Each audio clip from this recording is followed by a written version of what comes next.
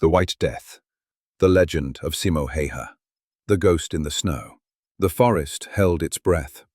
December 1939, the Kola River region, Ladoga, Karelia, Finland. Temperature 40 degrees below 0 Celsius.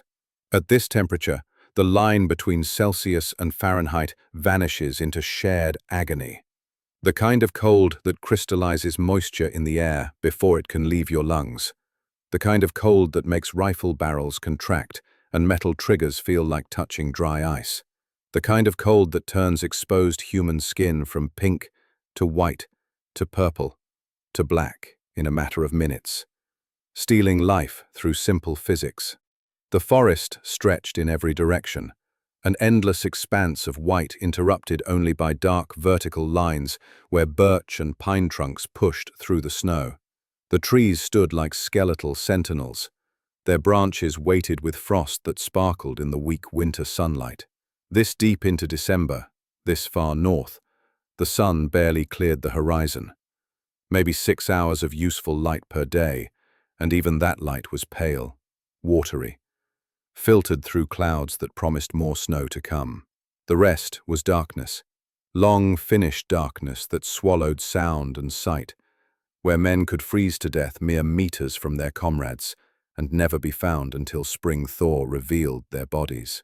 Through this landscape of ice and shadow, a Soviet patrol advanced in loose formation. 23 men, the standard reinforced platoon strength. They were bundled in dark brown wool greatcoats that had been practical in temperate climates, but were suicide in Finnish winter. Against the endless white backdrop of the Kola wilderness, they might as well have been wearing target markers. Each man appeared as a dark, vertical smudge on an otherwise pristine canvas, visible from hundreds of meters away to anyone who knew how to look. Their boots crunched through snow that came up to their knees in places.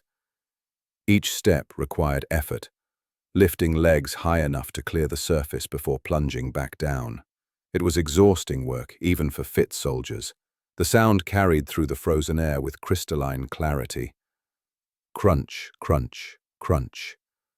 23 pairs of boots announcing their presence to everything living and everything waiting in the silent forest. The patrol leader, a lieutenant whose name would be forgotten within hours, led from the front with what he hoped looked like confidence. His men followed in a staggered column, maintaining enough spacing to avoid presenting a grouped target, but staying close enough to provide mutual support if attacked. They clutched their Mosin Nagant rifles with thick woolen gloves that made fine motor control nearly impossible. Their faces were wrapped with scarves and whatever cloth they could scrounge, leaving only narrow slits for eyes that watered constantly in the bitter air. They were perhaps 2 kilometers beyond their forward positions, probing into contested territory where the front line became theoretical. Maps showed a defensive line here, but reality was more complicated. The forest absorbed units, swallowed patrols, turned military planning into wishful thinking. You couldn't draw neat lines on terrain like this. You couldn't establish clear positions when every tree could hide an enemy sniper, and every snowdrift might conceal a Finnish fighting position. This was a war of small unit actions, of ambush and counter-ambush, where combat consisted of brief, savage encounters between men who often never even saw each other clearly. The lieutenant checked his compass for the 3rd time in 10 minutes. The mission was simple. Probe westward toward the Finnish defensive positions reported along the Kola River. Identify their strength and placement. Report back. Simple. Except that 3 previous patrols sent on similar missions hadn't returned. Their fate was unknown. Perhaps they had gotten lost in the featureless forest. Perhaps they had frozen. Perhaps they had encountered Finnish ski troops who had killed them and melted back into the wilderness. Or perhaps they had encountered something else, something the enlisted men whispered about in the dark hours of their watches. The invisible death. The ghost in white. The Finnish devil who moved through snow and left only corpses to mark his passage. The lieutenant didn't believe in ghosts. He believed in Finnish defensive positions, in proper military procedure, in completing missions and writing reports. Ghosts were superstition. The kind of thing frightened conscripts talked about to explain failures that were really just bad luck and hard conditions. But he had been in Finland for 6 weeks now, and he had noticed that the superstitious conscripts seemed to survive longer than the officers who thought they knew better. The patrol moved through a stand of particularly dense birch trees. The lieutenant raised his fist, signaling a halt. His men stopped, grateful for the respite even though stopping meant the cold immediately began working deeper into their bodies. In the sudden silence they could hear their own breathing, rapid and heavy from the exertion of moving through deep snow. They could hear the wind sighing through the upper branches of the trees. They could hear the occasional crack of a branch giving way under accumulated ice. What they couldn't hear was any sign of the enemy. The forest felt wrong. Too quiet. Too still. The lieutenant had enough experience to trust his instincts, even when he couldn't articulate what they were telling him. Something about this moment, this place, raised every primitive warning signal evolution had given human beings. Prey animals feel this way when predators watch from hiding. Soldiers feel this way when they've entered a kill zone and don't yet know it. "Spread out," the lieutenant ordered, his voice barely above a whisper. "Watch the trees. Watch." The first man fell before he finished the sentence. No sound of a gunshot. The report was there, somewhere, but distance and snow swallowed it almost before it formed. The soldier, a conscript from Ukraine who had been in Finland for 3 weeks and was counting days until he might rotate back, simply dropped face first into the snow. For half a second, the others thought he had tripped. Then they saw the blood. A red stain, shocking in its brightness against white snow, spreading from behind his head where the bullet had exited after passing through his brain. He was dead before his body finished falling, killed so quickly his nervous system never had time to register pain. Before the patrol could react, a second man fell, then a third. Then panic, that ancient destroyer of discipline and killer of soldiers, erupted through the formation like a physical force. The men scattered, diving behind trees, dropping to the ground, turning in circles trying to identify where death was coming from. Officers shouted orders that were ignored, or simply not heard over the roaring of blood in ears and the hammering of terrified hearts. Some soldiers fired their rifles in the direction they thought might hold the enemy, though they had no target, no sight picture, nothing but blind hope that random bullets might strike something vital. Others ran, abandoning their positions and sprinting through the deep snow in whatever direction seemed to offer safety. A few, the ones with more experience or perhaps just better instincts, pressed themselves flat against the frozen ground and tried to become invisible, understanding that movement attracted attention, and attention meant death. None of it mattered. None of it helped. None of it saved a single life. The invisible shooter continued working with mechanical precision. One shot, one target. Bolt action cycled. Next target. The interval between shots was regular enough to count heartbeats by. No hurrying, no hesitation. Just the steady rhythm of someone performing a familiar task with complete confidence. Each shot found its mark with accuracy that seemed impossible under these conditions, at these distances, with iron sights in temperature cold enough to make precise shooting a technical nightmare. A soldier tried to run. The bullet caught him mid-stride, dropping him like a puppet with cut strings. Another tried to return fire, exposing himself to get a better angle. The shot took him through the chest, punching through ribs and lungs, leaving him to drown in his own blood as he collapsed behind inadequate cover. The officer tried to organize a fighting retreat, standing to direct his remaining men. The bullet removed a portion of his skull before he could finish his first command. One by one, the patrol died. Some quickly, some slowly, some silently, some screaming. But all inevitably, within 7 minutes of that first shot, 23 men who had been cold and miserable, but alive, became 23 corpses cooling in the Finnish snow. The forest absorbed their deaths without comment already, preparing to cover them with the next snowfall that would arrive before sunset. Silence returned. The same silence that had preceded the killing. The same wind, the same cold, the same endless winter landscape. As if nothing had happened. As if 23 human lives hadn't just been erased from existence. Nature doesn't care about human wars. The forest would endure regardless of who won or lost. The snow would fall. The cold would continue. And in the spring, if no one came to collect them, these bodies would be found by scavengers and return to the soil that had no loyalty to any nation. Roughly 300 meters away, in a snow pit so carefully constructed that even experienced soldiers could walk within 5 meters and never notice, a small man in a white camouflage suit completed his work for this engagement. He worked the bolt action of his Finnish Mosin-Nagant M2830 rifle one final time, ejecting the last spent casing and ensuring the weapon was safe. His hands moved with the unconscious precision of someone who had performed this action tens of thousands of times. Muscle memory so deeply ingrained that he could have done it blind, in the dark, wearing thick gloves, with his hands numb from cold. His name was Simo Häyhä. He was 33 years old. He stood just over 5 feet 3 inches tall. He weighed perhaps 140 pounds. By any normal measure, he should have been unremarkable. A small man in a war of giants. A farmer pressed into military service like millions of others. One more anonymous soldier in an army that was desperately outnumbered and fighting for survival. But there was nothing normal or unremarkable about what Simo Häyhä could do with a rifle. His face showed no emotion as he completed his tactical sequence. No triumph at successful shots. No remorse for lives taken. No fear of discovery or retaliation. Just the focused calm of someone performing necessary work with appropriate attention to detail. He had bread and sugar in his pockets to maintain energy during long hours in position. He had snow in his mouth, letting it melt slowly to prevent his breath from creating visible vapor that might reveal his location. He had been in this specific position since 3 hours before dawn, and he would remain until sunset.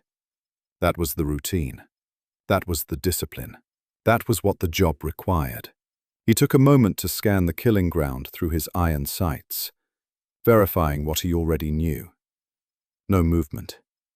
No survivors. Mission accomplished.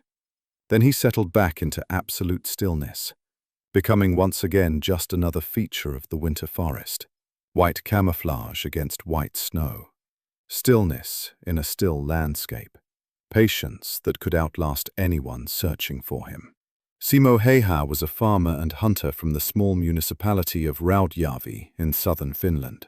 Before the war, his life had revolved around agriculture, hunting foxes in the dense forest, and competing in local shooting competitions where he accumulated trophies that filled his family's farmhouse. He was quiet, modest, uncomfortable with attention. He wanted nothing more than to work his family's land and live in peace. The Soviet Union had other plans. On November 30th, 1939, Joseph Stalin ordered the invasion of Finland, bringing 500,000 soldiers across the border to reclaim territory he believed rightfully belonged to the Soviet sphere. Finland's army, outnumbered and outgunned by factors that made victory seem mathematically impossible, had mobilized every available man. Simo, like hundreds of thousands of other Finns, had received mobilization orders and reported for duty. Now he was here, in the frozen forests of Kala, with a rifle and a mission. Stop the Soviet advance, hold the line, defend the homeland. The how and the why didn't require deep thought. The orders were clear. The necessity was obvious. And Simo Häyhä had spent his entire life becoming exactly the kind of person who could execute this mission with devastating effectiveness. The Red Army had many names for their enemy. Finns, fascists, the white-clad devils who refused to die.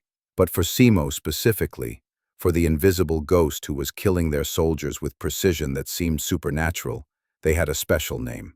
A name that would echo through history and become synonymous with lethal effectiveness. Belaya Smert, the White Death. This is his story, not just of kills and combat, but of how an ordinary man became extraordinary through preparation, discipline, and an unwavering commitment to defending what he loved. It's a story about duty fulfilled without complaint, about excellence achieved through endless practice, about humility maintained despite legendary status, and about living with the weight of actions that history demands, but that exact a price from those who perform them.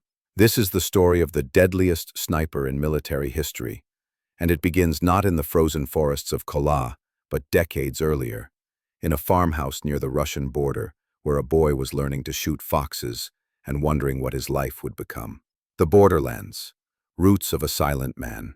17 December 1905, Kiiskinen Hamlet, Rautjärvi Municipality, Viipuri Province, southern Finland.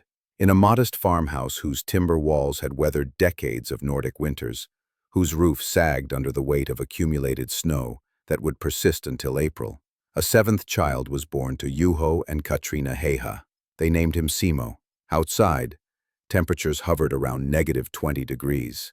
Inside, warmed by a traditional Finnish masonry stove that radiated heat from its core, the family gathered to welcome this new life into a world that demanded resilience as the price of existence. Simo entered a world defined by borders, both geographical and cultural. The Russian Empire formally controlled Finland, a dominion it had held since defeating Sweden in the early 1800s and absorbing Finnish territories into Tsarist administration. But control on paper was different from control in practice. The Finns had maintained their distinct language, their Lutheran faith, their cultural practices, and their stubborn sense of identity through centuries of foreign rule. They were not Russian, they were not Swedish, they were Finnish, and that identity ran deeper than any administrative boundary drawn by imperial powers. The Häyhä family embodied this Finnish character completely. They were farmers, which in southern Finland meant something specific and demanding. This was not the agriculture of temperate zones where growing seasons stretched from spring through autumn. This was farming at the edge of what soil and climate would permit. The growing season might last 4 months if you were fortunate. Frost could strike in June. Snow might return in September. The soil itself, when it wasn't frozen solid, consisted of glacial till mixed with granite fragments that broke plowshares and made every furrow an exercise in determination. Juho Häyhä owned the Matala farm, though owned perhaps overstates the relationship. The land owned the farmers more than farmers owned the land. It demanded constant labor, constant attention, constant sacrifice. Juho worked from before dawn until after dusk during summer months, storing energy against the long, dark winters, when outside work became limited, and survival meant living off what you had managed to grow, preserve, and store. He was a hard man in the way that survival requires hardness, but not cruel. His children grew up understanding that work was not punishment, but necessity. The alternative to working was starving, and Juho made sure they understood that equation completely. Katriina Vilko Häyhä ran the household with the kind of competence that made the impossible seem routine. 8 children, in an era when infant mortality was high and medical care was limited, required a specific kind of strength. She fed them from a kitchen that by modern standards was primitive. She clothed them with garments she made herself, mending and remaking as children outgrew items that would be passed down until they literally fell apart. She nursed illnesses with home remedies because doctors were expensive and often hours away by horse and cart. And she did all this while also working the farm alongside her husband, because agricultural survival in Finland demanded every able body contribute. The Häyhä household was Lutheran in that specifically Finnish way, where faith integrated completely with life's practicalities. God provided, yes, but only after you had done everything humanly possible to help yourself. Prayer was important, but so was maintaining your tools. Sunday services mattered, but so did Monday morning back in the fields. This fusion of spirituality and pragmatism would define Simo's character in ways that became evident only later, when life demanded both moral certainty and practical action. Simo was the 7th of 8 children, which meant he grew up in a house that was always full, always loud, always demanding. But it also meant he learned early how to find quiet within chaos, how to observe rather than demand attention, how to be present without needing to be the center of presence. His older siblings had established their roles and relationships by the time he was cognizant of family dynamics. Simo found his place not through competition, but through competence in tasks that others overlooked or avoided. By the time he could walk steadily, around age 2, Simo was helping with small farm chores, collecting eggs from chickens, bringing firewood from the shed. Simple tasks that taught responsibility and contributed to household function. As he grew, the tasks grew with him. By 6, he was helping tend livestock. By 8, he was competent with basic carpentry and repair work. By 10, he was working in the fields during harvest season, alongside his parents and siblings, understanding that every hour of summer daylight was precious, and that autumn frost could destroy a season's work in a single night. The work was hard, but the alternatives were worse. Simo and his siblings saw what happened to families who didn't work hard enough, or got unlucky. Hunger, disease, the slow deterioration of farms that fell into disrepair because there weren't enough hands or enough will to maintain them. The Häyhä family would not be one of those failures. Juho made certain of it through example and expectation. But work wasn't everything, and even Finnish farmers understood that children needed more than labor to become complete humans. Simo attended school in the village of Mietilä, a cluster of buildings that served the scattered farming communities around Rautjärvi. The school was a single-room structure, where a handful of students of various ages learned reading, writing, arithmetic, and enough geography and history to understand their place in the world. Simo was a satisfactory student, not brilliant, not troublesome, just reliably competent in that way that earns passing grades without drawing special attention. His teachers noted his quietness. In a classroom where students often competed for recognition, Simo seemed content to sit in the back and observe. He completed his assignments. He caused no problems. He didn't volunteer answers unless specifically called upon. But when called, his answers were usually correct. This wasn't shyness exactly. It was more a calculation that speaking only when you had something worth saying was more efficient than speaking just to be heard. His peers found him friendly but reserved. He would join in games and activities when invited, but never pushed himself forward. He seemed comfortable with his own company, in ways that made him slightly mysterious to more gregarious children. Some interpreted this as aloofness. Others understood it as self-sufficiency. Simo didn't need constant social stimulation, validation. He was content with his own thoughts, his own observations, his own quiet assessment of the world around him. What drew him completely, what captured his attention in ways that schoolwork never quite managed, was the forest. The Rautjärvi region was dominated by dense boreal forest, the same endless taiga that stretched across Finland and into Russia. In summer, this forest was a living green chaos of pine, spruce, birch, and underbrush. In winter, it transformed into a white cathedral of snow and ice and frozen silence. The forest was dangerous, in ways that demanded respect. Men got lost in there. Children who wandered too far from known paths might never be found. Wildlife included bears, wolves, lynx, all perfectly adapted to this environment and perfectly capable of killing humans who made mistakes. But for someone who learned its ways, who studied its patterns, who approached it with proper humility and attention, the forest was also provider, teacher, and sanctuary. Simo's father gave him his first rifle when Simo was still young enough that the weapon seemed impossibly heavy. It was an old Russian Mosin Nagant, a military rifle that had probably seen service in one of the endless wars that swept across Eastern Europe. Like many Finnish farmers, Juho owned firearms not just for hunting, but for protection, and as symbols of the independence Finns maintained even under Russian rule. He taught Simo the fundamentals: how to load and unload safely, how to clean and maintain the mechanism, how to aim and fire without flinching or jerking the trigger. These were practical skills, tools for survival, taught with the same matter-of-fact efficiency as teaching someone to sharpen a scythe or harness a horse. But Juho also taught something more important: respect. Respect for the weapon as a tool that could kill as easily as it could provide. Respect for the quarry, because taking life, even animal life, was serious business that should never be done carelessly or cruelly. Respect for the forest and the wilderness, because they would tolerate human presence only as long as humans demonstrated they understood their place in the natural order. Simo absorbed these lessons completely.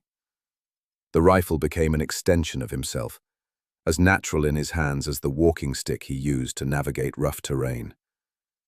And he began hunting in earnest, learning through trial and error and patient observation how to be effective in the forest.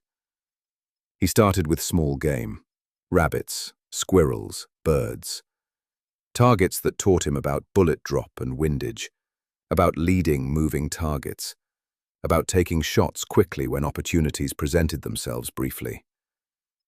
He missed often at first, wasted ammunition his family couldn't easily afford to waste.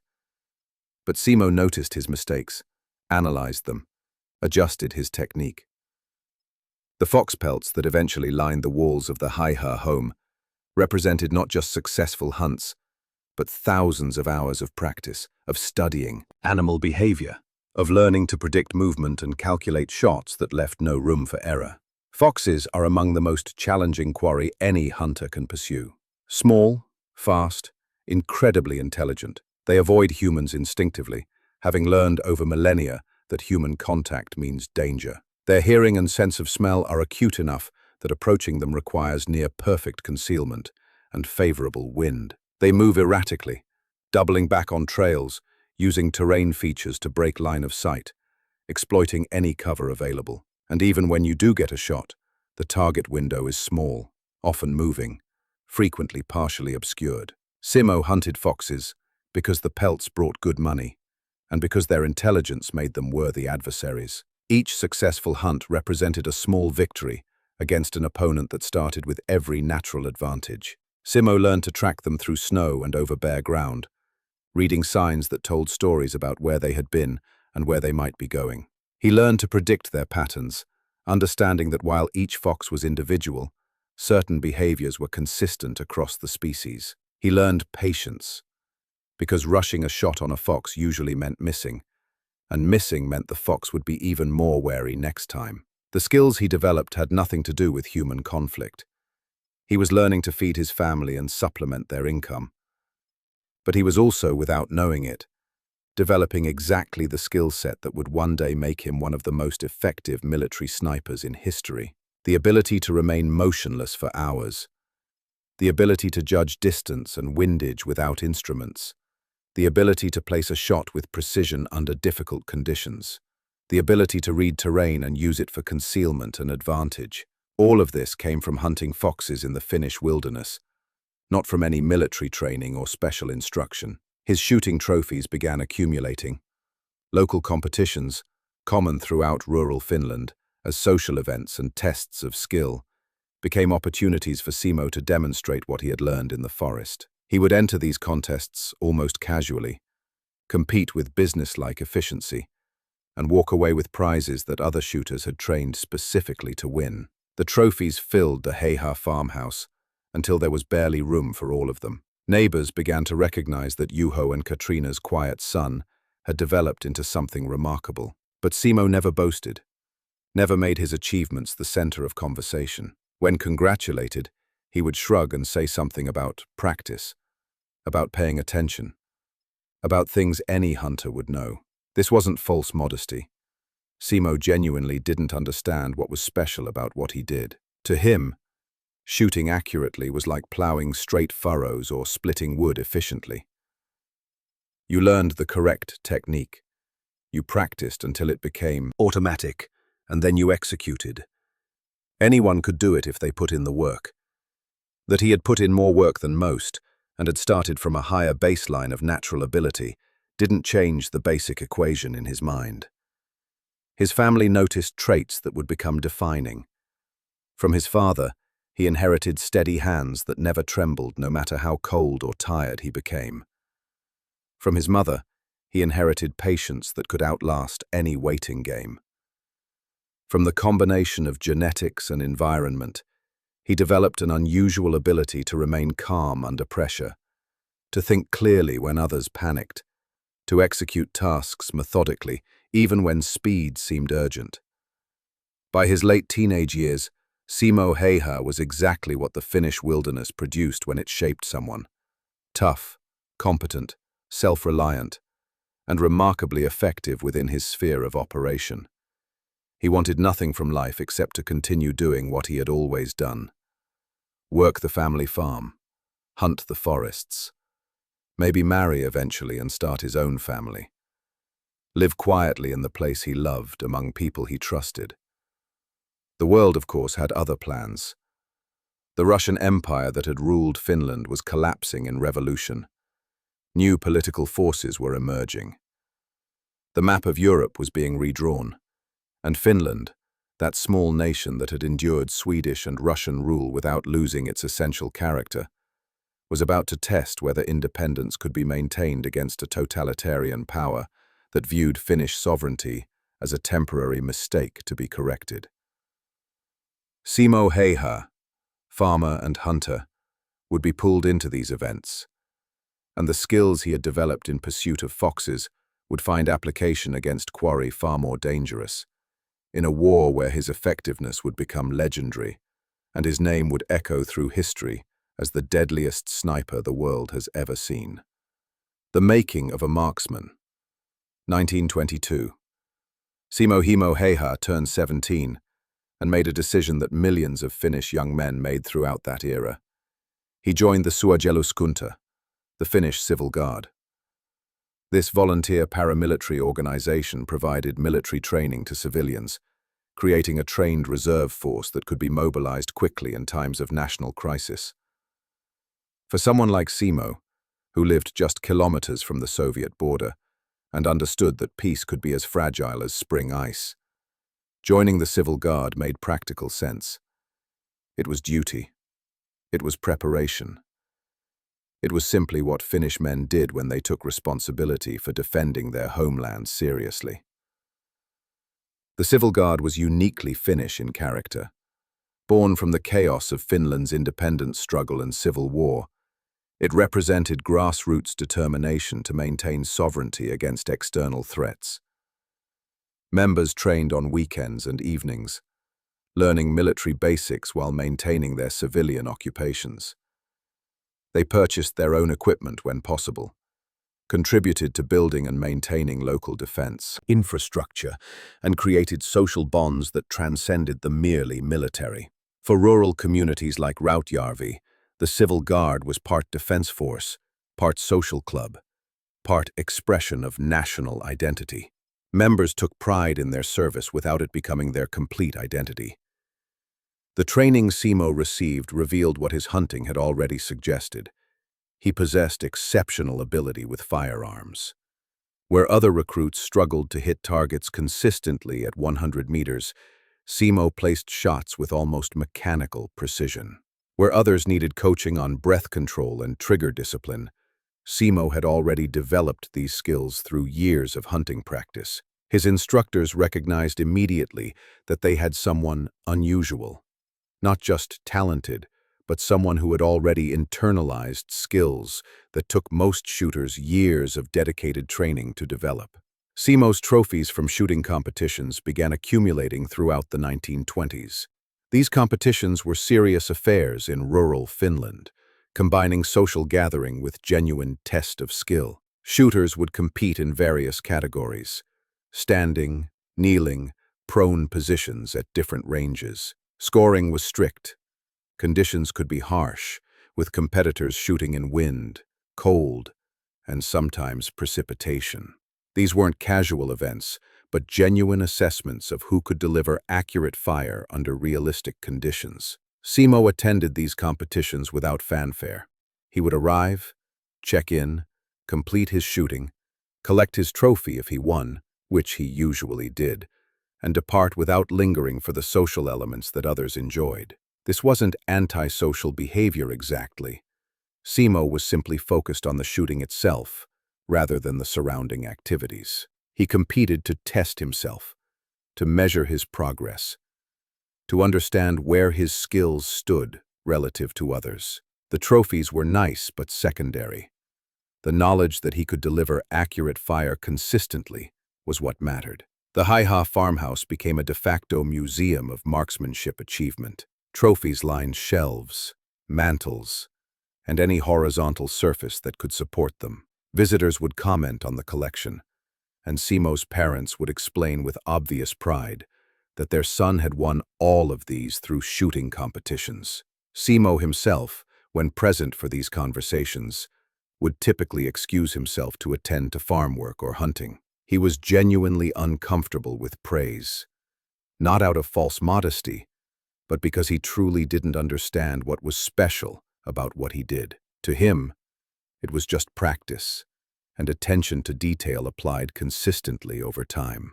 In 1925, at age 19, Simo began his 15-month compulsory military service in the Finnish army. Every able-bodied Finnish male was required to serve, and Simo reported to Bicycle Battalion 2 in Raivola, Viipuri province. The bicycle infantry represented practical Finnish military thinking. Roads were limited. Terrain was difficult. Motor vehicles required fuel and maintenance that tiny Finland could barely afford. But bicycles allowed rapid movement of troops across country, requiring no fuel beyond what soldiers ate, and offering mechanical simplicity that even relatively untrained personnel could maintain and repair. The Finnish army had developed sophisticated tactics around bicycle-mounted infantry, treating the bicycles as transport that allowed infantry to reach battle areas quickly before dismounting to fight on foot. Simo proved himself a solid soldier, not outstanding in the conventional sense, but reliably competent in everything required of him. He could march with full pack, he could maintain equipment, he could follow orders promptly. He attended non-commissioned officer school and earned promotion to conscript officer, serving with Bicycle Battalion 1 in Terijoki. His service record shows competence without exceptional notes or special commendations. He was the kind of soldier every army needs: steady, reliable, capable of being trusted with responsibility without requiring constant supervision. The irony is that during this formal military service, Simo's exceptional marksmanship seems not to have been particularly noted or utilized. The military had him performing standard infantry duties. His talent with a rifle was known, but not leveraged in any special capacity. Finland's military in the mid-1920s was focused on basic readiness and building conventional capabilities. Specialized sniper programs didn't really exist yet. The idea that individual marksmen could have significant battlefield impact wasn't yet part of Finnish military doctrine in any systematic way. When his mandatory service ended in 1926, Simo returned to civilian life and the Mattila farm. For the next 13 years, his life followed the rhythm of agricultural seasons and hunting opportunities. He stayed active in the Civil Guard, attending training sessions and maintaining his shooting skills through regular practice and competition. But his primary identity was farmer and hunter, not soldier. The military service was something he had completed, like school, fulfilling an obligation before returning to the life he actually wanted. But he never stopped shooting. Practice was too ingrained as habit. During slow winter months when farm work was minimal, Simo would spend hours in the forest, shooting at targets he set up at various ranges, working on technique, testing equipment, pushing the limits of what was possible with iron sights and bolt-action rifles. The ammunition cost money the family didn't have to spare, but Simo contributed through hunting and his small income from competition winnings, so his parents tolerated what might have seemed an expensive hobby. His hunting continued successfully. Beyond foxes, Simo took moose, large, powerful animals that required both marksmanship and courage to hunt. A wounded moose is extraordinarily dangerous, capable of killing a hunter with a single kick or by goring with antlers that can weigh as much as a grown man. Simo's approach to moose hunting demonstrated the same patience and precision he brought to everything. He would track animals until he had a clean shot at vital organs. He would wait for the perfect angle and distance. He would fire once, confidently, and the moose would fall. His hunting dog, Killer, accompanied him on almost all these hunts, and the bond between them was the kind that forms between hunter and dog who have shared countless hours in the wilderness, trusting each other completely. Through the late 1920s and 1930s, Simo lived the life he wanted. He was contributing meaningfully to his family's farm, He was developing deeper understanding of the forests and terrain around Rautjärvi. He was honing skills that brought satisfaction through their mastery. He had his dog, he had his rifle, he had work that mattered, and people who mattered to him. By conventional measures, it was a simple life, perhaps even unremarkable. But Simo found it deeply satisfying, and that satisfaction was all he needed or wanted from existence. Then came 1938, and formal sniper training at the military facility in Uti. Finland's military leadership had been watching developments across Europe with growing concern. Nazi Germany was rearming and making aggressive moves. The Soviet Union under Stalin was consolidating power and demonstrating expansionist ambitions. Finland's position between these powers made military preparedness urgent. The Finnish army began investing in specialized capabilities, including systematic development of sniper capability. Simo, with his competition record and demonstrated proficiency, was an obvious selection for this specialized training. The program at Uti introduced him to military sniper doctrine, which differed in important ways from hunting or competition shooting. Military sniping emphasized concealment, stalking, range estimation, ballistic calculation, position selection, egress planning, and integration with larger military operations. These were skills Simo had developed informally through hunting, but the formal training systematized them and added military-specific elements. The training also revealed something remarkable. Simo could estimate distances with almost supernatural accuracy. Under controlled conditions, he could judge range up to 150 meters with accuracy within a single meter. For context, that means identifying a target roughly the length of 1.5 football fields away and knowing its exact distance within 3 feet, without any range-finding equipment, just visual assessment and calculation. This skill, when combined with his marksmanship and understanding of ballistics, meant Simo could deliver accurate fire at ranges where most shooters struggled even to see their targets clearly. The instructors at Uti documented Simo's capabilities. One demonstration became legendary among those who witnessed it.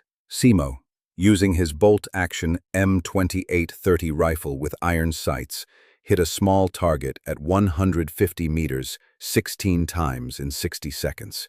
To appreciate what that requires, understand that the M2830 uses a 5-round internal magazine. 16 shots means reloading 3 complete times during that minute. Each reload requires removing your shooting position, loading 5 rounds individually, returning to position, reacquiring the target through iron sights, and firing. Then repeat, twice more, while maintaining accuracy sufficient to hit the target every single time. The demonstration wasn't about speed for its own sake, but about demonstrating complete mechanical mastery of the weapon system, combined with precision that didn't degrade under self-imposed time pressure. This performance was not normal. Most trained snipers, given the same task with the same equipment, would struggle to match even half that rate of fire while maintaining acceptable accuracy. What Simo demonstrated was muscle memory so deeply programmed, weapon handling so automatic, and concentration so complete that conscious thought barely entered the equation. His hands knew what to do. His body executed without hesitation. His mind stayed focused on the target, and nothing else. As 1938 turned to 1939, Simo Häyhä was 33 years old. A farmer, a hunter, a competition shooter, a man with specialized military training that he hoped never to use in actual combat. He wanted nothing more than to continue his quiet life on the Mattila farm, hunting the forests with Killa, competing in local shooting matches, working the land he loved. The world, however, was accelerating toward conflict that would pull in even the most reluctant participants. The Munich Agreement had failed to contain Nazi ambitions. Germany was preparing operations that would ignite general European war. And the Soviet Union, emboldened by its non-aggression pact with Germany and driven by Stalin's determination to recover territories lost during the Russian Revolution, was preparing to reassert control over Finland. Simo Häyhä, who had spent his entire life becoming precisely the kind of person who could excel at defensive warfare in Finnish terrain, was about to be called to perform the task he had unknowingly been preparing for since childhood. The foxes and moose of the Rautjärvi forests had been practice. The real quarry was coming. The storm gathers. August 23, 1939, Moscow. In a secret protocol attached to the Molotov-Ribbentrop Pact, Nazi Germany and the Soviet Union carved up Eastern Europe between them like men dividing a meal. The Baltic states fell into the Soviet sphere of influence. Poland would be split, and Finland, that small Nordic nation that had dared to leave the Russian Empire and chart its own course, was marked for Soviet reclamation. Joseph Stalin had never accepted Finland's independence. To him, the territories lost during the chaos of revolution and civil war were merely on loan, waiting to be recovered when circumstances allowed.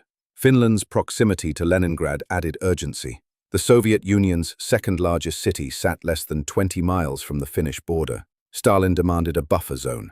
He wanted territory. He wanted military bases on Finnish soil. He wanted Finland to understand that independence existed only with Soviet permission. The Finnish government, led by leaders who understood both their nation's vulnerability and their people's fierce independence, faced an impossible choice: accept Stalin's demands and become a Soviet puppet, a fate that had befallen the Baltic nations, or refuse and face invasion by a military power that outnumbered Finland's entire population by a factor of 40 to 1. They refused. The Finns knew what was coming. They mobilized. They called up reserves. Young men who had finished military service years ago received telegrams ordering them to report for duty. The Civil Guard transformed from a volunteer militia into an auxiliary military force. Across Finland, in small towns and farming communities, men kissed their families goodbye and headed to positions along the eastern border. Simo Häyhä received his mobilization orders in November. He packed his things.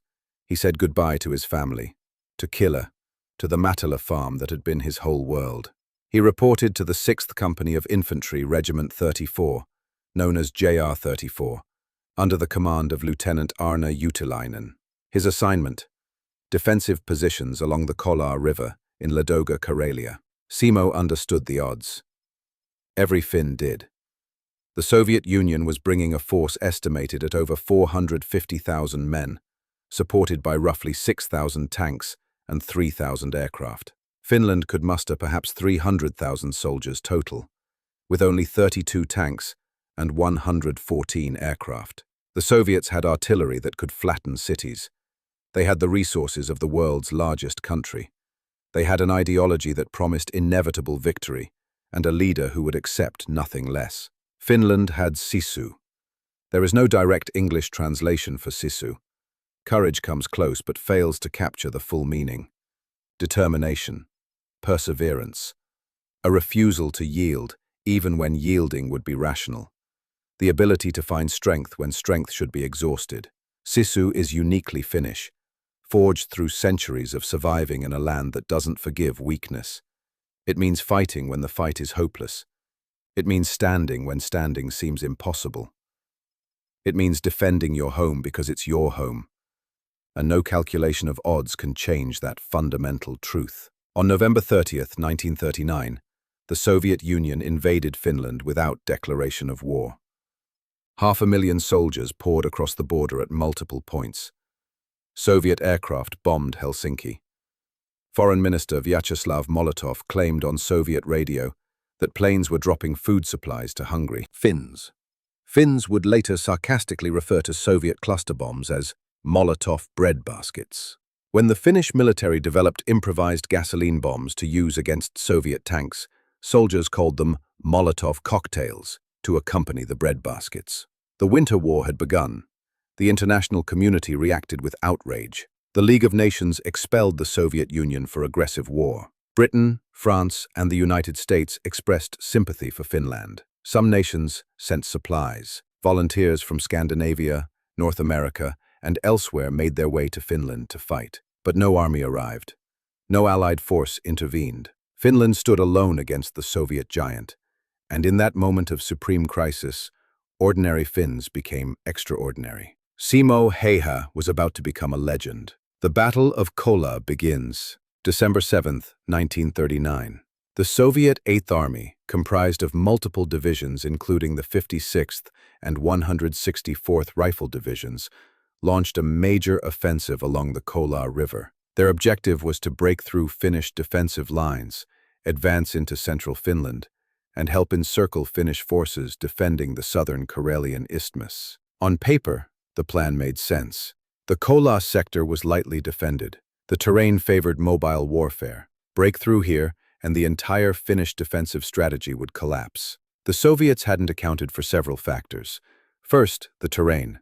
The Kola River was more of a creek than a river, winding through dense forest and marsh. The ground was frozen harder than concrete, making it nearly impossible to dig proper defensive trenches. Finnish soldiers instead created shallow fighting positions, slit trenches, and foxholes, using whatever they could to create cover. There were few roads, and those that existed were narrow dirt tracks that turned to mud and ice. The forests were so thick that movement off-road required expert navigation and, ideally, skis. Second, the weather. The winter of 1939 to 1940 was exceptionally brutal, even by Finnish standards. Temperatures regularly dropped to -40 degrees Celsius, the point where Celsius and Fahrenheit scales converge in shared misery. At that temperature, exposed skin freezes in minutes. Weapons malfunction. Vehicle engines refuse to start. Human endurance becomes the limiting factor in everything. The Finns, born into this climate and trained to function in it, had proper winter equipment, white camouflage, and the knowledge to survive. The Soviet forces, many drawn from warmer regions and equipped with dark wool uniforms that stood out against snow, suffered catastrophically from frostbite and exposure. Third, leadership. Stalin's Great Purge had decimated the Soviet officer corps. Experienced commanders had been executed or imprisoned on suspicion of disloyalty. The men leading Soviet forces into Finland were often political appointees, chosen for ideological reliability rather than tactical competence. They relied on mass and firepower because they lacked the training and creativity to do anything else. Meanwhile, Finnish officers knew their terrain intimately, understood their soldiers' capabilities, and fought with the desperate clarity that comes from defending your homeland. And fourth, motivation. Soviet soldiers had been told they were liberating oppressed Finnish workers from fascist oppression. They expected grateful welcomes. Instead, they found a united nation that despised invaders, regardless of ideology. Finnish soldiers weren't fighting for politics or empire. They were fighting for their homes, their families, their right to exist. That difference in motivation created an asymmetry no amount of tanks could overcome. JR 34, Simo's regiment, took up positions along the Kola River under Colonel Titanen's command. The 6th Company, Simo's unit, deployed in the forest north of the river. Lieutenant Utalainen, their company commander, was a veteran officer known for aggressive defense and personal courage. When asked by Major General Johan Hägglund if Kola would hold against the Soviet assault, Utalainen's response became legendary. Kola kestää. Kola will hold, unless the orders are to run away. That phrase, Kola kestää, echoed through Finland. It became a rallying cry, a promise, a statement of intention that transcended military analysis. It meant, we will not break. We will not flee.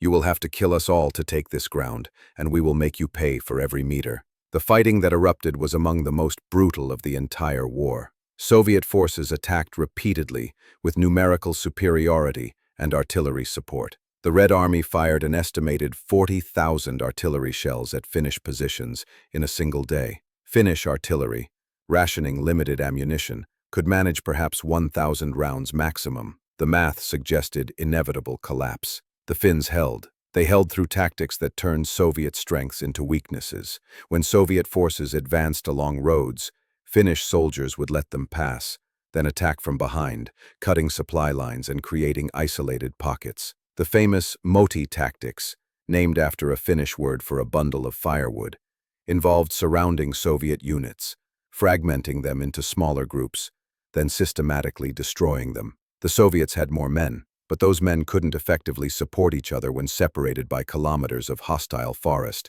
patrolled by Finnish ski troops, who moved like ghosts through terrain they knew intimately. One defensive position, called Killer Hill by the Finns, saw 32 Finnish soldiers in fortified positions face an entire Soviet regiment of roughly 4,000 men.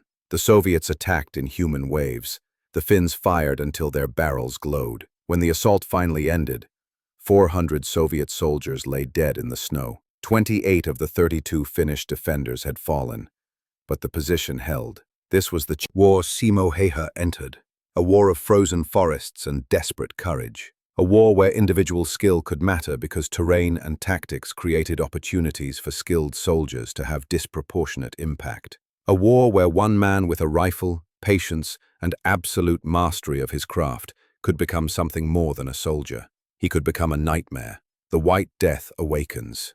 Simo arrived at his assigned position with the 6th Company carrying the same rifle he had trained with in the Civil Guard, a Finnish SAKO M28-30. Serial number 35281, Civil Guard registration S60974. The weapon was a Finnish modified variant of the Russian Mosin Nagant rifle, chambered in 7.62 by 53R. The Finns called it Pistikorva, the Spitz, because the front sight's shape resembled a Spitz dog's ear. Simo knew this rifle like he knew his own hands, every quirk, every tendency, the exact pressure required on the trigger, the way it recoiled. He had fired it thousands of times.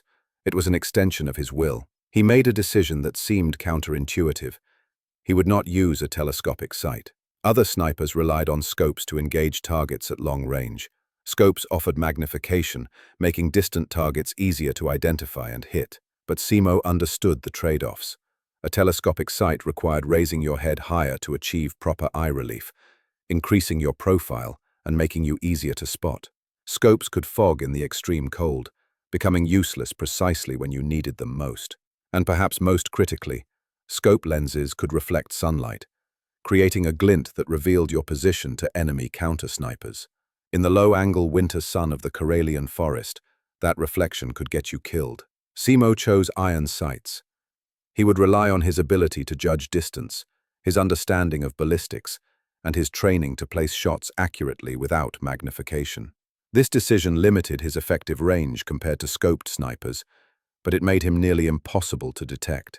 In the kind of close-range forest warfare that characterized Kolla, that invisibility was worth more than an extra 100 meters of range. His tactics were methodical. Before dawn, while darkness still covered the forest, Simo would move to his selected position. He studied terrain constantly, identifying locations that offered good sightlines, cover from return fire, and multiple escape routes. Once in position, he would construct a snow pit, carefully compacting the snow to create a stable firing platform, while ensuring no reflection would give him away. He wore complete white camouflage that rendered him effectively invisible against the endless snow. He kept bread and sugar in his pockets, eating small amounts throughout the day to maintain energy and body heat without needing to move or light a fire. And he used one technique that sounds almost comical, but proved devastatingly effective. He kept snow in his mouth. When you breathe in freezing temperatures, your breath creates visible vapor. That vapor can reveal your position to observant enemies. Simo understood this. So he would pack snow into his mouth, letting it melt slowly. The cold snow absorbed the heat from his breath before it left his mouth, eliminating the telltale vapor. For hours at a time, Simo would remain motionless in his snow pit, with his mouth full of melting snow, watching through iron sights as Soviet patrols moved through his killing zone. He was patient, infinitely patient. Hunting foxes had taught him to wait, to let the quarry come to you rather than revealing yourself through movement, to understand that the right shot at the right moment was worth hours of stillness. Soviet soldiers, cold and miserable and far from home, would move through the forest in patterns that became predictable. They would bunch up for warmth. They would take the easiest paths. They would assume that because they couldn't see any threat, no threat existed. Simo would wait until conditions were optimal. Wind, light, range. Then he would fire. The M28-30 uses a bolt-action mechanism. Each shot requires working the bolt to eject the spent casing and chamber a new round. Simo had practiced this movement until it became automatic, requiring no conscious thought. He could cycle the action, reacquire the target, and fire again in seconds. More importantly, he understood that in sniper work, speed after the first shot often mattered less than not needing a second shot. He placed his bullets with such precision that targets rarely survived. The kills began accumulating immediately. December 1939. Soviet forces advancing through the Kolar forest began experiencing a phenomenon they couldn't explain. Men would suddenly fall with headshots. Entire patrols would be decimated by an invisible shooter. Attempts to locate the sniper failed completely.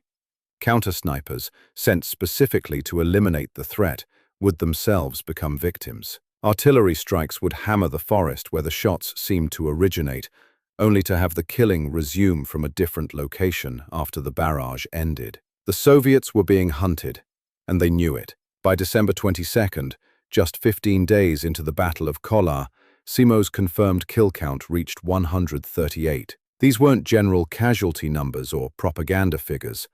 These were verified kills, meaning a Finnish officer had confirmed the death of a specific target killed by Simo's rifle fire. In reality, his actual number was almost certainly higher.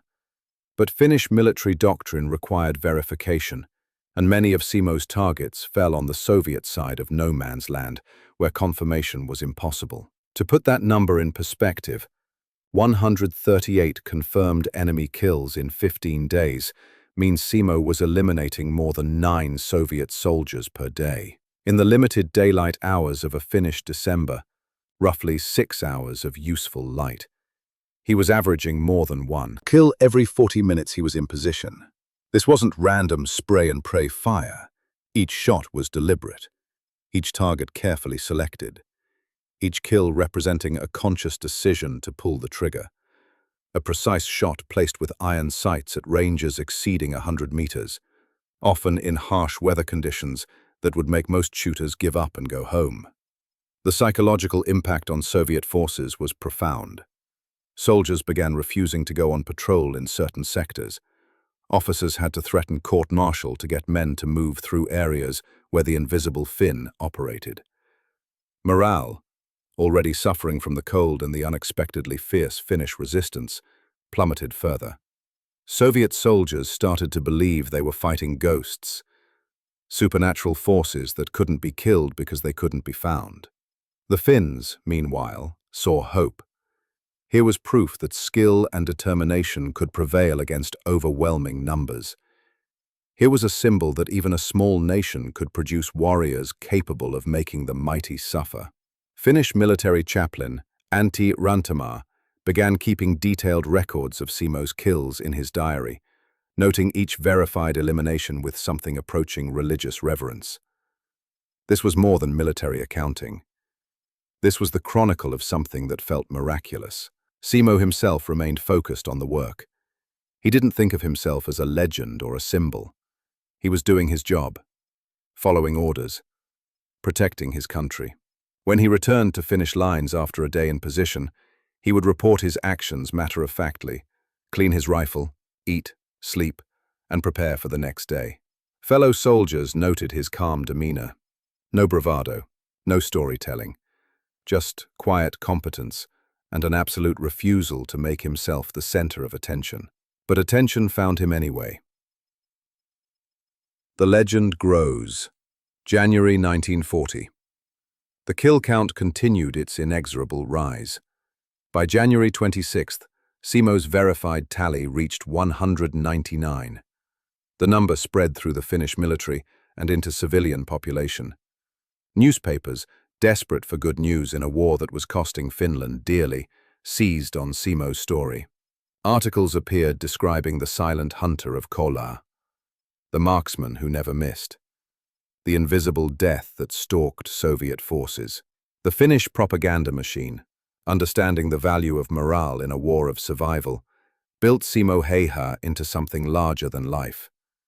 He became the embodiment of Finnish defiance, the symbolic representation of Sisu. If little Finland could produce a soldier capable of defeating Soviet forces single-handedly, then perhaps Finland could win this impossible war. The propaganda wasn't false exactly, but it amplified reality into myth. Simo's actual achievements were impressive enough without embellishment, but the stories added layers of the supernatural. On the Soviet side, a different kind of legend was growing. Soviet officers, facing catastrophic casualties and unable to stop the bleeding, needed explanations their superiors would accept. Admitting that a single Finnish farmer was decimating their forces through superior skill seemed impossible. So the stories grew more elaborate. The Finnish sniper wasn't one man. It was multiple snipers working in coordination. Or it was a specialized unit, equipped with advanced weapons. Or it was a kind of ghost, a supernatural punishment for invading Finnish soil. The name they gave him entered Finnish consciousness. Belaya Smert, the White Death. There is historical debate about whether Soviet forces actually used this term, or whether it originated in Finnish propaganda. Some sources suggest that Russian prisoners, when questioned, indicated that White Death referred to the severe frost and harsh winter conditions, rather than a specific sniper. The nickname first appearing in Finnish literature about the war decades later suggests it might have been a retroactive creation. But whether the Soviets actually called him White Death, or whether Finns gave him that name themselves, the moniker captured something essential about Simo's impact. He was death. He was invisible. He moved through the white winter landscape like a force of nature, implacable and inevitable. The Finns also called him Taika Ampuja, the magic shooter. This nickname captured the seemingly supernatural accuracy with which Simo placed his shots. Soldiers who served with him reported seeing him identify targets at extreme range and drop them with shots that seemed impossible. His ability to estimate distance precisely, to calculate bullet drop and windage without instruments, appeared magical to men who were themselves experienced soldiers. The propaganda value was immense, but so was the practical military impact. Soviet commanders began taking Simo's presence seriously. They couldn't allow a single sniper to tie down entire units, to create fear that paralyzed their forces. Resources were diverted to eliminate him. Counter-snipers, specifically trained to hunt enemy snipers, were sent to Kola with orders to find and kill the White Death. They failed. Some never returned. Those who did reported the same thing. The Finnish sniper was impossible to locate. He left no trace. He created no pattern. Just when you thought you understood his methods, he would strike from a different angle, a different range, using different tactics. And if you somehow got close to his position, he would simply vanish, leaving nothing but disturbed snow that could have been caused by wind or wildlife. The Soviets escalated. If they couldn't kill Simo with counter-snipers, they would use artillery. They began firing massive barrages into the forests where Simo operated, seeking to kill him through sheer volume of explosive force. Shells rained down on the Kolar wilderness, churning the frozen ground into smoking craters. Trees were shattered. Snow was blasted into steam. The bombardments were expensive and consumed ammunition needed elsewhere, but Soviet commanders calculated that eliminating this one sniper was worth the cost. Simo survived every barrage. His success was partly skill, partly luck, but also partly system. Simo never used the same position twice in close succession. He understood that patterns got snipers killed. He would vary his locations, his times, his approaches. He studied Soviet behavior, learning their routines and responses. When they shelled a forest sector, he would be kilometers away. When they focused their attention on one area, he would be operating in another. He was fighting a lone war within the larger war, and he was winning it through intelligence, adaptation, and an almost preternatural ability to anticipate enemy actions. February 17, 1940. Simo Häyhä was officially recognized by the Finnish government and military. His division commander, Antero Svensson, presented him with an honorary SAKO M2830 rifle, a specially manufactured weapon donated by Swedish businessman Eugen Johansson, who supported Finland's cause. At the time of the presentation, Simo's confirmed kill count stood at 219 rifle kills, with an estimated equal number from submachine gun fire when fighting as a group leader with his unit. The ceremony was modest by wartime standards, but the message was clear. Finland recognized Simo Häyhä as a hero. The promotion that would come later, from the lowest non-commissioned officer rank directly to commissioned officer, was unprecedented in Finnish military history. You didn't skip ranks like that. But Simo Häyhä had earned something that transcended normal military protocol, and he still had his deadliest day ahead of him. December 21st, 1939, has a special place in Finnish military history. On that day, Simo Häyhä achieved 25 confirmed kills. 25 Soviet soldiers killed by one man in one day in the depths of Finnish winter. Finnish newspapers would later describe it as Simo Häyhä's Christmas gift to Finland. The feat demonstrated not just marksmanship, but endurance. To engage 25 separate targets over the course of a winter day, with limited daylight hours, required finding, tracking, and eliminating a target every 15 to 20 minutes for 6 hours straight. The physical demands alone were staggering. Maintaining the concentration and fine motor control necessary for precision shooting while experiencing extreme cold, limited food, and constant tension would break most people. Simo did it while remaining completely motionless for hours, managing his breathing, controlling his heartbeat, adjusting for wind and distance, and making life or death decisions with no backup and no margin for error. This was the reality behind the legend. Not supernatural powers, not magic weapons, just a man who had prepared his entire life for this moment, who understood his craft at a level few humans ever achieve in any discipline, and who had the mental fortitude to perform under conditions that would incapacitate ordinary people. But legends, however carefully built, can be destroyed. The Soviets understood this. They redoubled their efforts to kill the White Death. More counter-snipers, more artillery, dedicated units with the sole mission of eliminating Simo Häyhä. They were running out of time. The winter war couldn't continue indefinitely. International pressure was mounting. Soviet casualties were becoming politically unsustainable. If they could kill the White Death before the war ended, they could at least claim that small victory. On March 6, 1940, they got their chance. The final shot, March 6, 1940. 7 days before the Moscow Peace Treaty would end the Winter War. Simo had been fighting for 97 days. His confirmed kill count had reached somewhere between 259 and 500, depending on which records you consulted and how you counted kills from submachine gun fire versus sniper rifle. He was physically exhausted, operating on willpower and muscle memory. The entire Finnish defensive line was near collapse. Soviet forces, after reorganizing and learning painful lessons, had renewed their offensive with overwhelming force. Kolar still held, but barely. One more major push might break it. Simo was in position in the Ulisma forest area, a sector he had operated in throughout the battle. He had his rifle. He had his white camouflage. He had decades of experience and nearly 100 days of combat.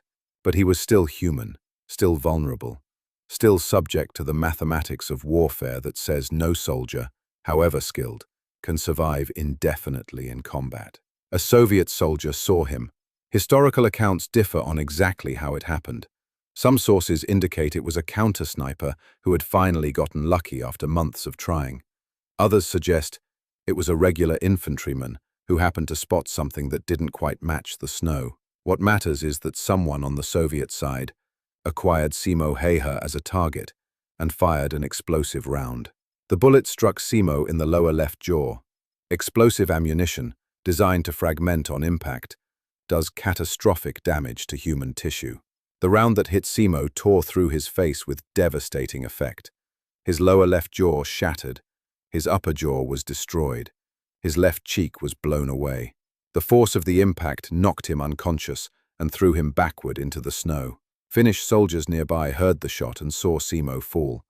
They moved to recover him, assuming they were collecting a corpse. When they reached his position, they found a scene of horror. Half his face was missing. Blood stained the snow around him. He wasn't moving. By all reasonable assessment, Simo Häyhä was dead. They loaded his body onto a sledge with other fallen Finnish soldiers and began transporting the casualties to the rear. Someone noticed his leg move, a twitch, a spasm, maybe involuntary muscle contractions from a recently deceased body. Or maybe, impossibly, Simo Häyhä was still alive. They rushed him to a field hospital. Medics examined the damage and made their assessment. Simo would die. The wound was too severe, the blood loss too great, the trauma too extensive. Even if by some miracle he survived the next few hours, infection would kill him within days. They did what they could to make him comfortable and moved on to patients they might actually save. Rumors of Simo's death spread through Finnish lines and into Soviet forces. The White Death had finally fallen. Finnish newspapers, receiving unconfirmed reports, published obituaries. The legend had met his end, struck down by the enemy he had tormented for 3 months. Soviet commanders, hearing the news, allowed themselves to believe that this particular nightmare was over. Simo remained unconscious for 7 days. During that time, the war reached its conclusion. Finland, unable to sustain casualties or continue fighting, agreed to Soviet terms. The Moscow Peace Treaty was signed on March 12th and took effect on March 13, 1940. Finland would cede roughly 11% of its territory to the Soviet Union, including areas along the Karelian Isthmus and around Lake Ladoga. 430,000 Finns would become refugees, forced to abandon their homes in ceded territories. The Häyhä family farm, the Matala estate where Simo had been born and raised, fell on the Soviet side of the new border. On March 13, as peace took effect, Simo Häyhä regained consciousness. He awoke in a hospital bed, his face wrapped in bandages, unable to speak. A nurse noticed his eyes opening and alerted the medical staff. Doctors examined him with something approaching disbelief. Against all odds, against every reasonable medical prediction, Simo had survived. The body's will to live, combined with whatever genetic fortune had given him a constitution capable of enduring such trauma, had pulled him back from death's door. Someone gave him a newspaper. Simo, confused and in pain, read his own obituary. The article described his death in heroic terms, commemorating the fallen hero who had defended Finland with unmatched courage. Simo, discovering that he was apparently dead, did what he always did. He solved the problem practically. He wrote a letter to the newspaper informing them that reports of his death had been greatly exaggerated. But survival was just the beginning. The road ahead would test Simo in ways that combat never had. The long road back. The damage to Simo's face was catastrophic. The explosive bullet had essentially removed the left side of his lower face. His jaw structure was destroyed. Teeth were gone. The soft tissue of his cheek had been obliterated. Bone fragments had been driven through his face and into his skull. Blood vessels, nerves, muscle tissue, all the complex anatomy that makes human faces functional, had been torn apart. Modern combat medicine might have been able to repair some of these damage quickly. But this was 1940. Finland was a small, poor nation that had just fought a devastating war. Medical resources were limited. Surgical techniques were relatively primitive compared to what would be developed in later decades. The doctors did their best with what they had, but Simo's recovery would be measured in years, not months. 26 surgeries. Some sources cite 14 months in hospital. Others suggest the treatment extended across several years. The exact timeline is unclear, but the reality was brutal. Each surgery attempted to reconstruct some piece of the destroyed anatomy. Bone grafts, taken from Simo's hip and other parts of his body, were used to rebuild his jaw structure. Soft tissue was repositioned and grafted to cover exposed bone. Dental work attempted to give him some ability to chew. Speech therapy tried to help him communicate, despite the damage to the structures that produce human speech. The scarring was permanent and severe. The left side of Simo's face remained visibly disfigured for the rest of his life. His speech never fully recovered. He could communicate, but with difficulty, and in ways that made conversation challenging. The man who had been modest and quiet by nature now had physical reasons to avoid social interaction. When the Continuation War broke out in 1941, as Finland joined Germany in attacking the Soviet Union to reclaim lost territories, Simo volunteered to return to active duty. The military refused. His injuries were too severe. He couldn't perform the physical requirements of combat. And, perhaps more importantly, Finland couldn't risk losing its most famous soldier in a second conflict. Simo Häyhä alive was valuable propaganda. Simo Häyhä dead in a second war would be a morale disaster. So Simo served on the horse call-up board instead, selecting horses for military use. It was useful work, but it must have galled him to sit out the fighting while his countrymen returned to the battlefield. A man defined by action, by doing his duty, by defending his homeland, was forced to watch from the sidelines. The debates about his kill count continued throughout and after the war. Different sources provided different numbers. His division commander credited him with 219 confirmed rifle kills and an equal number from submachine gun fire. Military chaplain Rantamar's diary listed 259 confirmed sniper kills, plus an equal number from submachine gun fire. Some accounts pushed the total above 500. Finnish historian Risto Marjamaa later questioned whether such high numbers were possible, noting that confirming casualties was difficult when most of Simo's targets fell on the Soviet side of no man's land. In 2017, more than 15 years after Simo's death, his private war memoir was discovered. Written in 1940, just months after his injury, the document provided Simo's own assessment. He called it his sin list and estimated that he had shot around 500 Soviet soldiers during the Winter War. Not 500 confirmed kills, with witnesses and documentation, just his personal count of roughly how many men he believed he had killed. What matters, ultimately, is not the precise number. Whether Simo killed 200 or 500 enemy soldiers, his impact on the Winter War was undeniable. He tied down Soviet resources.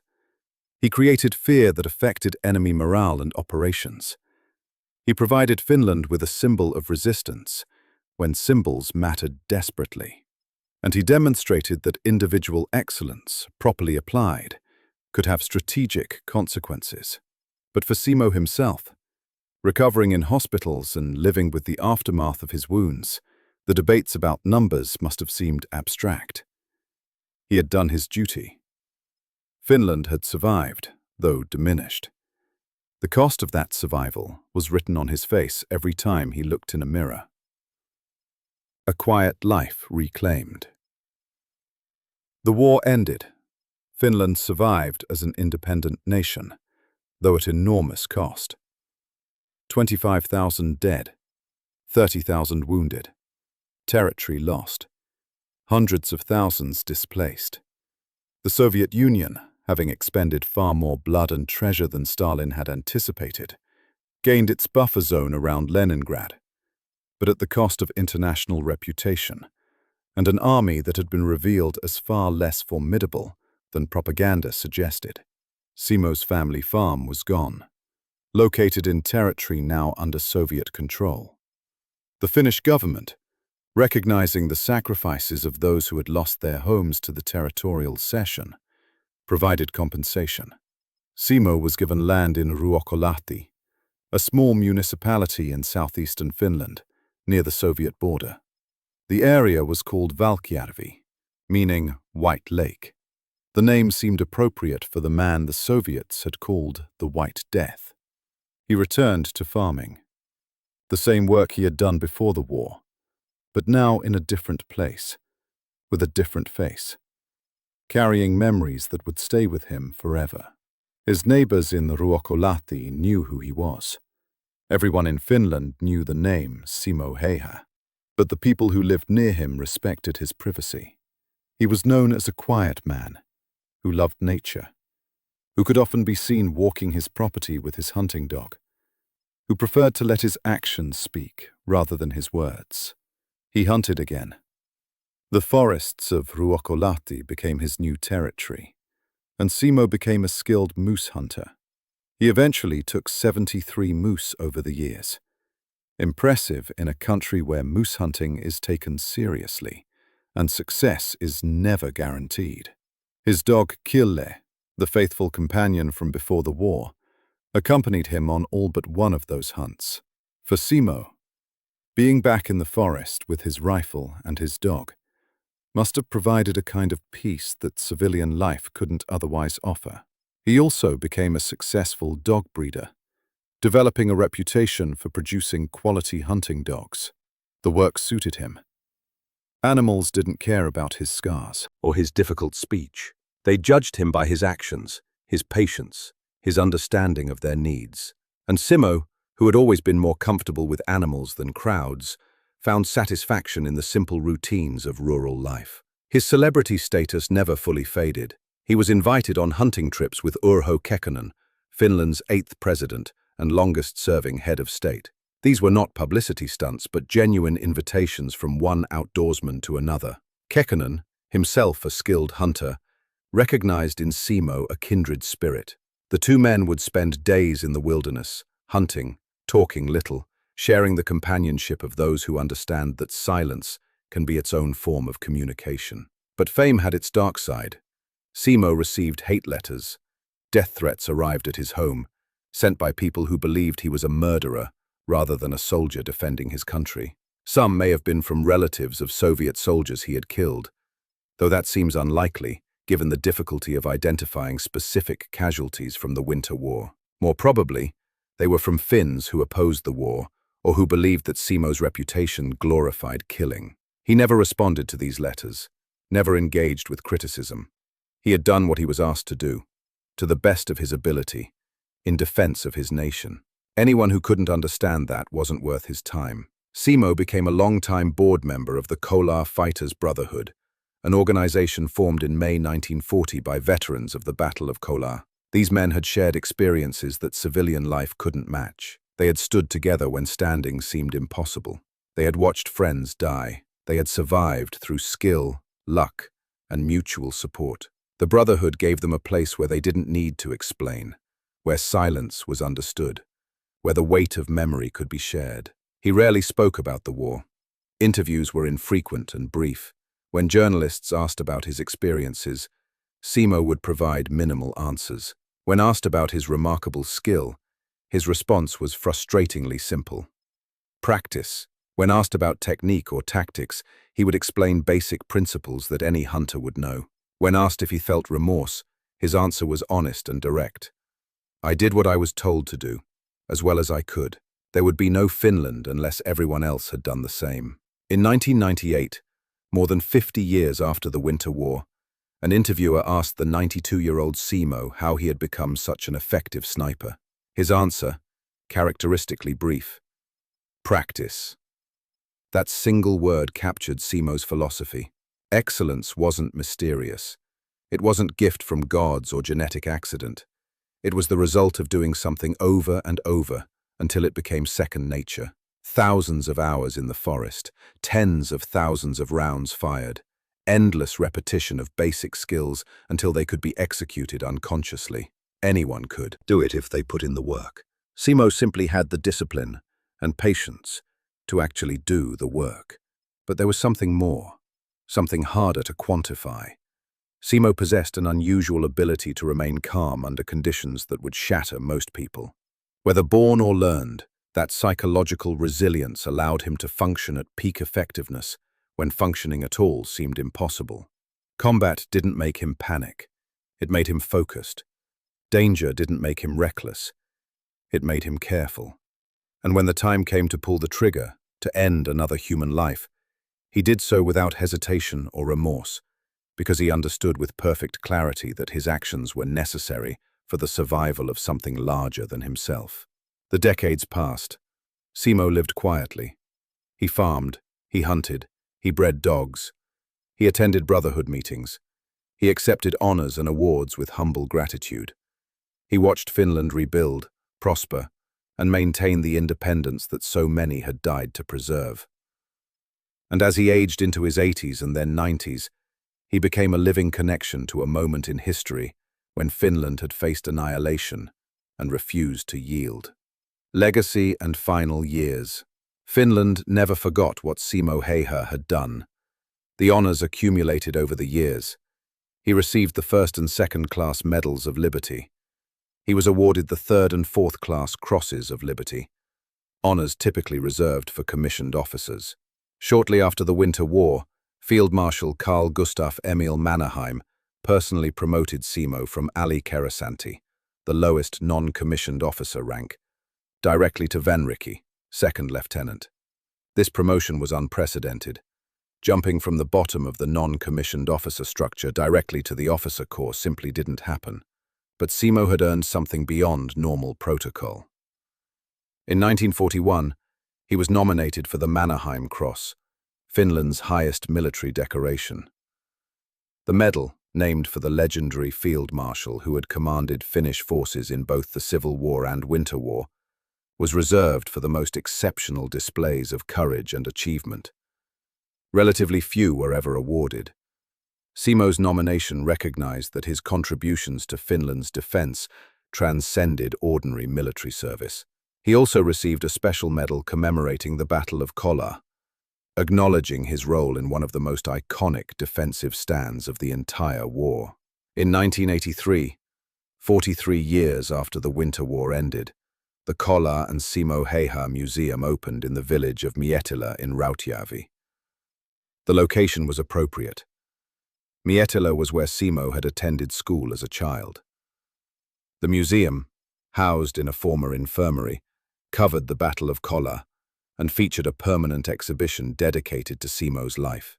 For a man who had spent his life avoiding attention, having a museum dedicated to his story must have been surreal. But Simo understood the historical value. Future generations needed to remember what happened at Kola.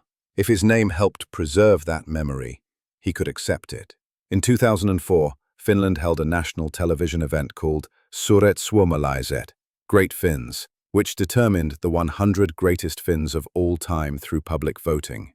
Simo ranked 74th. Considering he was competing against centuries of Finnish history, including politicians, artists, scientists, athletes, and other cultural figures, being in the top 100 represented remarkable recognition from his countrymen.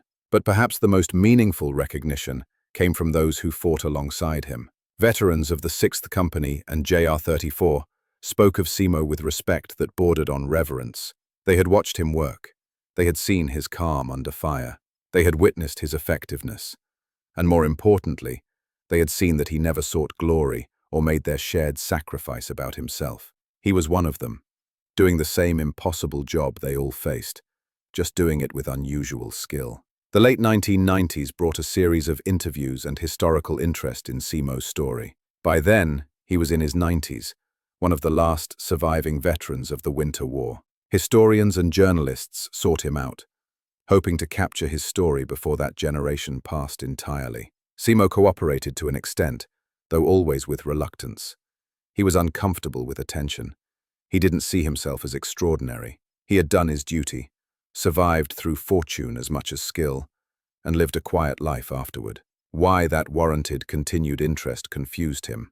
One interviewer in 2001 asked a question that had been debated for decades. Did Simo feel remorse for killing so many Soviet soldiers? His answer captured the moral clarity that had defined his entire life. I did what I was supposed to do, as well as I could. There would be no Finland unless everyone else had done the same. This wasn't the answer of someone avoiding guilt. It was the answer of someone who had made peace with necessary actions. Simo understood war's reality. He understood that Soviet soldiers were human beings, many of them conscripts who had no choice about being in Finland. But he also understood that Finland's survival required resisting the invasion. His marksmanship had been in service of that survival. The moral equation was simple from his perspective. Defense of homeland against aggression was justified. The men who died at his hand died as casualties of a war their leaders had started. He bore them no personal malice, but he felt no guilt for defending his country. The last years of Simo's life were spent in Ruokolahti, on the land the Finnish government had provided after the war. He remained active well into his 90s, a testament to the physical constitution that had allowed him to survive both the extreme conditions of the Winter War and the catastrophic injury that should have killed him. His face remained scarred, his speech remained difficult, but his mind remained sharp, and his body remained capable of the daily routines he had known all his life. On April 1, 2002, Simo Häyhä passed away at age 96 in a war veterans' nursing home in Hamina, Finland. His death was peaceful, the result of natural causes rather than the violence that had marked his young adulthood. He had lived long enough to see Finland survive not just the Winter War, but also the Continuation War, the Cold War, and the collapse of the Soviet Union itself. The nation he had fought to defend had prospered into one of the world's most successful countries, with high living standards, technological advancement, and political stability. He was buried in the Ruokolahti church graveyard, under a dignified black stone marker. The inscription was simple: Koti, uskonto, isänmaa, home, religion, fatherland. 3 words that captured the values Simo had lived by. 3 words that explained everything about why a quiet farmer had become the deadliest sniper in military history. Simo Häyhä's story transcends military history. It's a story about what humans can achieve when necessity demands excellence. About how ordinary people become extraordinary when defending what matters most. About the power of individual skill properly applied. About humility in the face of recognition. About living with consequences and making peace with difficult choices. The Soviet Union sent 500,000 men to conquer Finland. They brought tanks and artillery and aircraft. They had the resources of the world's largest country. They had ideology and determination and leadership that accepted no outcome except victory. And they were stopped, in part, by a small man with a rifle who had learned to shoot foxes in the Finnish wilderness. The White Death became legend, because legends need human foundation. Simo Häyhä was real. His achievements were real. The fear he created in Soviet forces was real. The inspiration he provided to Finnish soldiers and civilians was real. And the example he set, of doing your duty without complaint or boast, of maintaining dignity in face of attention, of living quietly after extraordinary service. That example remains as relevant today as it was in 1940. The debate about exact kill counts will probably never be resolved. Different sources provide different numbers. Verification was difficult under combat conditions. Simo's own estimate of around 500 is probably as close to truth as we'll ever get. But whether he killed 200 men or 500 men, the strategic and psychological impact was the same. He demonstrated that in warfare, especially defensive warfare in difficult terrain, individual excellence can have consequences far beyond what normal military analysis would predict. Simo never wanted to be famous. He never sought recognition. He never made his service about himself, but history demanded that he be remembered. Because what he did mattered. Not just to Finland, though, certainly to Finland most of all, but to anyone who has ever wondered if one person can make a difference, if skill and determination can overcome numerical disadvantage, if ordinary people, placed in extraordinary circumstances, can rise to meet challenges that seem impossible. Simo Häyhä's answer to all those questions was simple: yes. With preparation, patience, and absolute commitment to duty, one person can change history. The echo that remains. 70 years after the Winter War, Simo Häyhä's legacy continues to resonate. Military snipers study his tactics and techniques. Historians analyze his impact on the Battle of Kolla and the wider war. The Swedish power metal band Sabaton recorded White Death in his honor, introducing his story to new generations.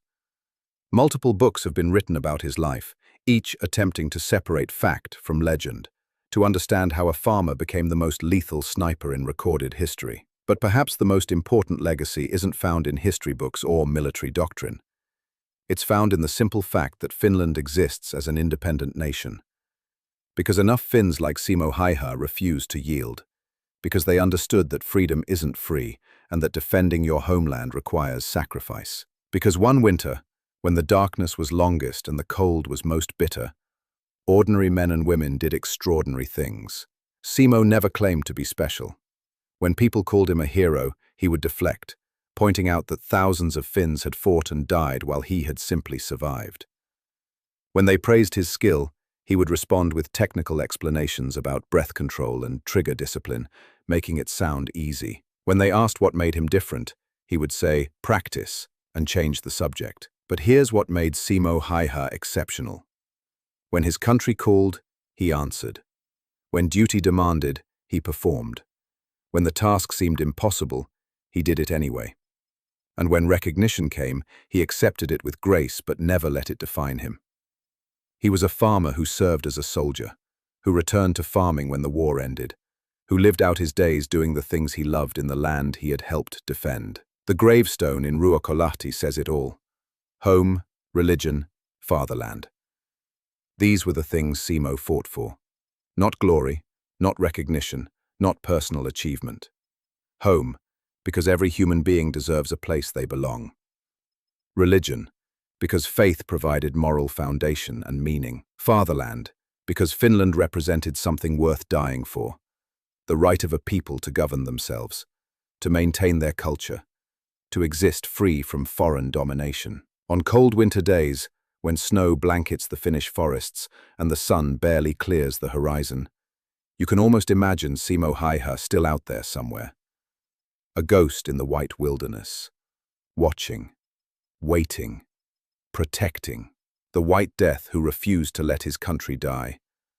That image is mythology, of course. Simo passed away in 2002, and whatever he may have been in life, he was mortal like all of us. But the spirit he represented, the values he embodied, the example he set, those don't die. They echo forward through time, inspiring new generations to understand that defending what matters requires courage, that excellence demands dedication, that duty calls even the unwilling, that ordinary people, when tested, can achieve the extraordinary. Simo Häyhä killed Soviet soldiers, that's a fact, but what he really did was save lives. Finnish lives that would have been lost if Soviet forces had broken through at Kola. Civilian lives that would have been destroyed if Finland had fallen completely under Soviet control. Future lives that were made possible because Finland remained independent, maintaining a society where freedom, justice, and human dignity were valued. The numbers matter less than the meaning. Whether 219 or 505 or somewhere in between, each number represents a Soviet soldier who never went home, whose family grieved, whose life ended in a frozen Finnish forest far from home. Simo understood this. He never celebrated his kills, never made light of what he had done. He called his personal record a sin list, acknowledging the weight of taking human life even in justified defense. And then he lived the rest of his life trying to create something positive from the darkness of war. He farmed, bringing food from the earth. He bred dogs, creating new life. He hunted, participating in the ancient human relationship with nature. He served his community quietly. He remained humble, and through it all, he carried the knowledge that when his nation needed him most, when survival hung by the slimmest thread, he had been equal to the moment. That's the legacy, not the body count, not the nicknames or legends, but the simple fact that when tested to the absolute limit of human capability, Simo Häyhä did not break. He held. And because he held, Kola held. And because Kola held, Finland held. And because Finland held, a people remained free. This is not just a story about one sniper in one battle in one war. It's a story about what humans can achieve, about the power of preparation meeting opportunity, about defending what matters even when defense seems hopeless, about living with dignity after extraordinary service, about being extraordinary without needing to be recognized as extraordinary. The forest is quiet now. The soldiers are gone. The guns are silent. Snow still falls on Kola, covering everything in that same white expanse that once hid Simo Häyhä from enemies who never saw death coming. The river still flows through its frozen banks. The trees still stand, though not the same trees that witnessed those desperate battles. Time moves forward. The living replace the dead. Memory fades as those who were there pass into history. But some things remain. Some echoes refuse to fade. The story of the White Death, the legend of the farmer who became Finland's guardian angel, the truth that one person, properly prepared and absolutely committed, can change history's course. These things endure because they represent something fundamental about human nature. We are capable of more than we imagine, especially when defending what we love. Stand with us. Stand with the legacy of courage. Stand with the memory of those who refused to yield. Because legends like Simo Häyhä's aren't just history. They're reminders. They're challenges. They're proof that ordinary people, when circumstances demand, can become extraordinary. If this story moved you, honor what it represents. Like this video. Subscribe to this channel. Share this story with others. Not because Simo Häyhä needs recognition. He's beyond caring about that now. But because future generations need to know that when darkness comes, when odds seem impossible, when everything suggests that resistance is futile, that's precisely when courage matters most. The next legend is already out there somewhere. The next ordinary person who will rise when called. The next quiet individual who will defend what matters when defense seems hopeless. They need to know it's possible. They need to see that it's been done before. They need the example of the White Death, who held the line when the line had to be held. Because that's what heroes do. Not because they want to, but because someone must. And if not them, then who? Kolla kestää, kolla held, so hold with us, remember, honor, and carry forward the flame that men like Simo Häyhä lit in the frozen darkness of a Finnish winter nearly a century ago, when the fate of a nation rested on the shoulders of ordinary people who chose to be extraordinary. This is their story. This is his story. This is the story of the White Death, who refused to let Finland die.